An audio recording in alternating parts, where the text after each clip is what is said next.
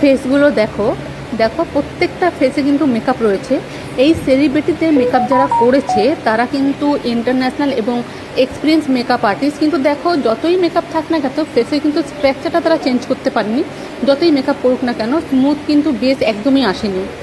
তো যারা beginner makeup artist আছো বা যারা স্টুডেন্ট, আমার হোক বা অন্য কোনো প্রফেশনাল মেকআপ আর্টিস্টের স্টুডেন্ট হোক না কেন, প্রত্যেকে আমি একটাই সাজেশান দেবো যে তোমরা খুব ভালো কাজ করো, তোমাদের হাতের কাজের উপর কোনো ডাউট করবে না, ফ্যান্টাস্টিক ওয়ার্ক করো তোমরা, প্র্যাকটিসের মাধ্যমে আরও ভালো করবে তোমরা। তো অনেকে ভয় পাও তোমরা যে আমরা যে ইনস্টাগ্রামে বা ফেসবুকে দেখি ফেসগুলো এত স্মুথ এত সুন্দর লাগছে, তো তোমরা এটা নিয়ে চিন্তা করো না। তুমি দেখো তোমরা যেই সেলিব্রিটিদের ফেসগুলো দেখলে অনেক টাকা এনারা পে করেছে সেই মেকআপ আর্টিস্ট যারা ইন্টারন্যাশনাল এই মেকআপের জন্য, কিন্তু দেখো স্কিনের যে স্ট্রাকচারটা সেটা কিন্তু হাইড করতে পারেনি একদম, আমরা ফেসে আমরা বুঝতেই পারছি সেটা দেখে। তো তোমরা ইনস্টাগ্রাম বা ফেসবুক দেখে এটা একদম চিন্তা করো না যে আমরা এই স্মুথ বেসটা করতে পারবো কি না। তোমরা খালি প্র্যাকটিস চালিয়ে যাও, আশা করি প্র্যাকটিসের মাধ্যমে তোমরা ভালো স্মুথ বেসও তৈরি করতে পারবে এবং লং লাস্টিংও হবে সেই বেসটা, এবং ক্লায়েন্টও ভীষণ হ্যাপি হবে। আশা করি তোমরা ইন ফিউচারে গিয়ে ইন্টারন্যাশনাল মেকআপ আর্টিস্টও হতে পারো।